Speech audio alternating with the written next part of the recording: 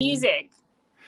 Woohoo! We're live. We're live. I love it when I'm cued by the screen to celebrate. How are you, Jennifer? It has been 2 or 3 weeks since we've been where we've shared our podium together and to right the wrongs of the Fundability universe.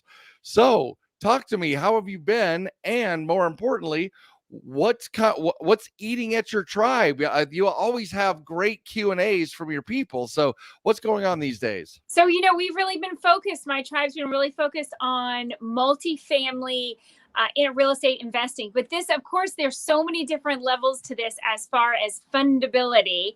And one of the things that I have been asked so much over and over, and it's been asked from all sorts of different directions, and I really wanted to talk about today, and that's really the difference between a soft pull and a hard pull when you're getting any kind of funding, whether it's a commercial mortgage, a residential mortgage, a car loan.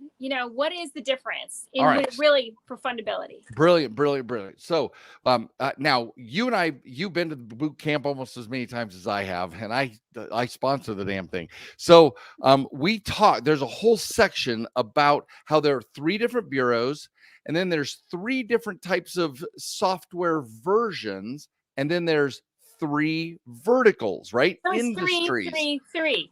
Yep, that's what creates the 27 FICO scores that are on your MyFICO credit report, plus one extra one that's some rando Experian one, so which rounds up to 28.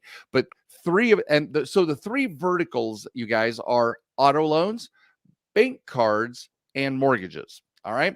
Now, there's 3 versions of those scores, and each one of those, when they're pulling to approve you, there's 2 types of scores. There's your approval scores and then your review scores. And the review score is what is commonly known as a soft pull or a soft inquiry.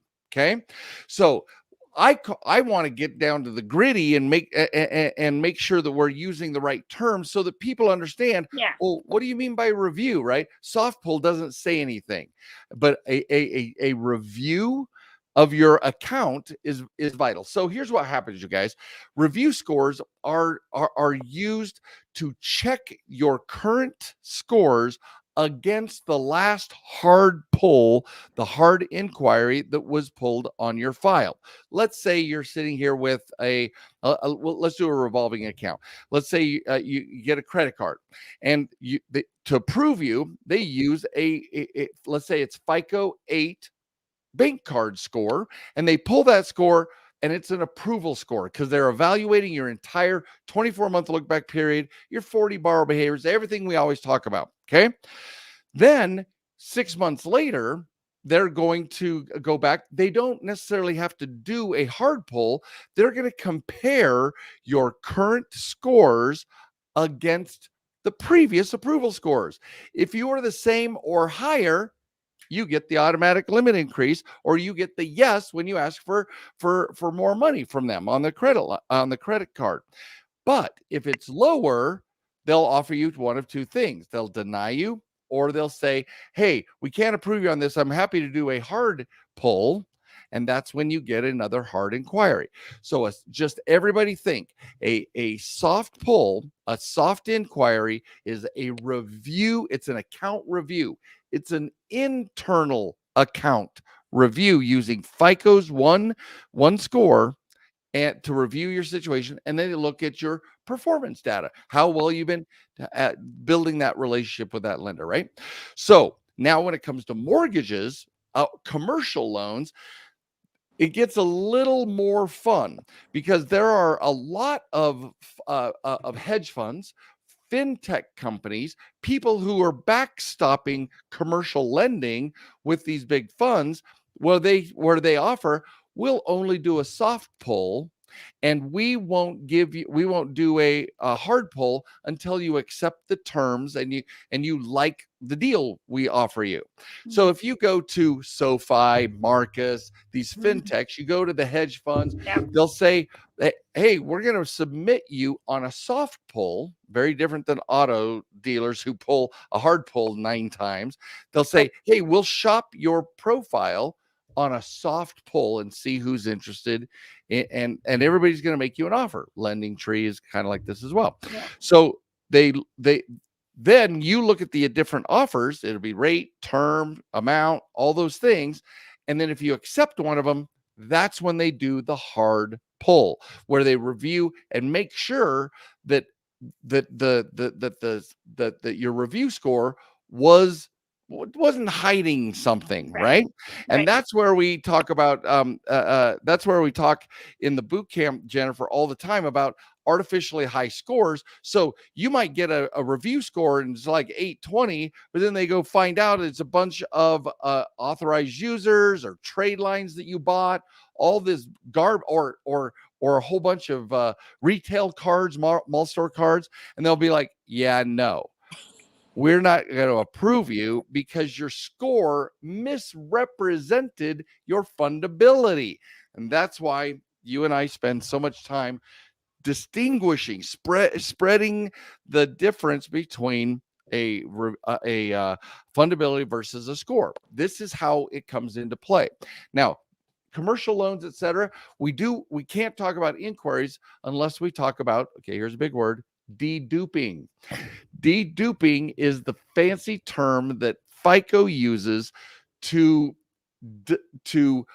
in a 30-day or 45-day period, depending on the software version you're pulling, there's different time periods, but any big ticket item that is pulled within a 30 or sometimes 45-day period counts against your credit score only once, like you only pulled it once. So if you're shopping for mortgages, if you're shopping for a car, these like kind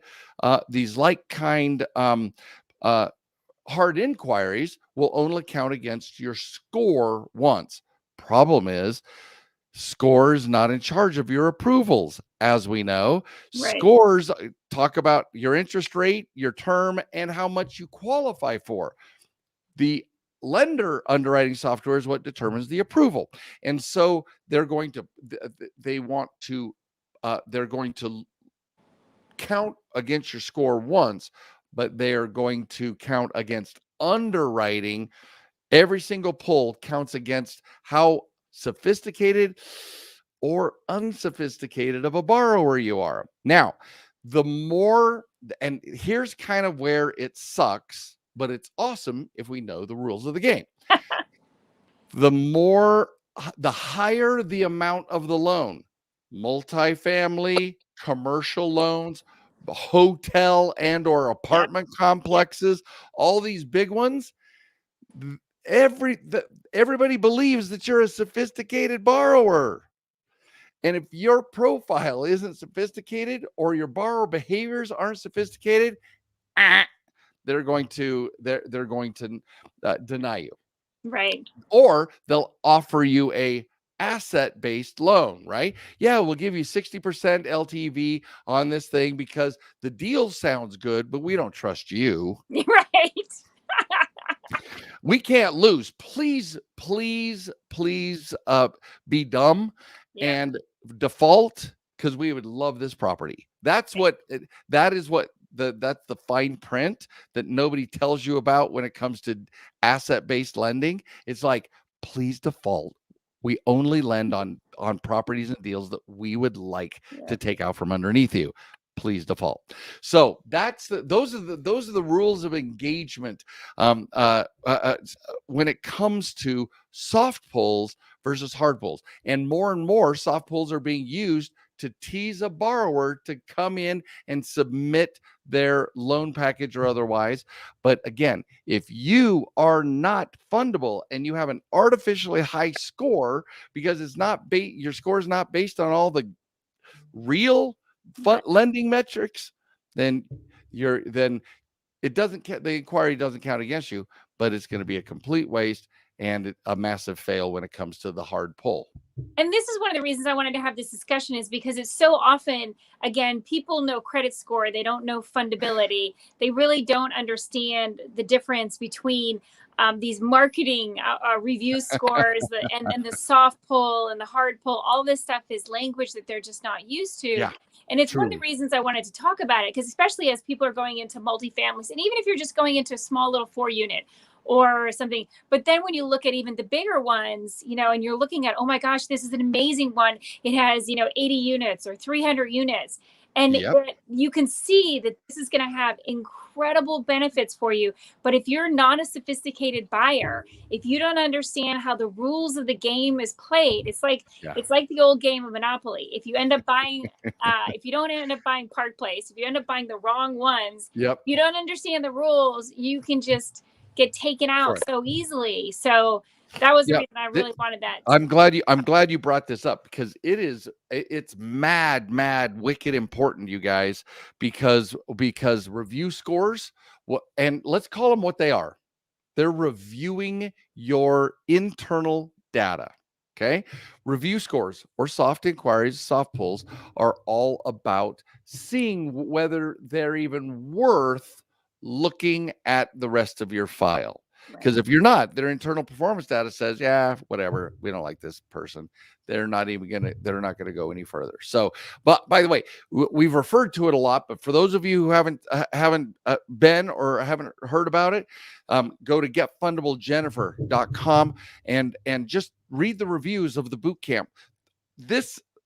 We just covered like 1/10 of inquiries covered in the boot camp, and everything else we just do a massive deep dive. So if you're interested in expanding, becoming a sophisticated borrower, becoming a professional borrower, right? Especially if your tribe's going after multifamily and these big deals, you gotta have game, you guys. You gotta have mad fundability game, or they're just gonna laugh at you. Whoa, look, what? Hold it. Oh, look, it's a mirror. It's a mirror. Oh, it's a mirror image. It's a mirror image. Yay. I couldn't have it. So, but go to the getfundable.com and make sure that you guys, I always get it wrong. Whoop, I always get it wrong. Oh, there it is. It's a mirror. Getfundablejennifer.com. And come and find out. It's in the notes, or it's in the comments.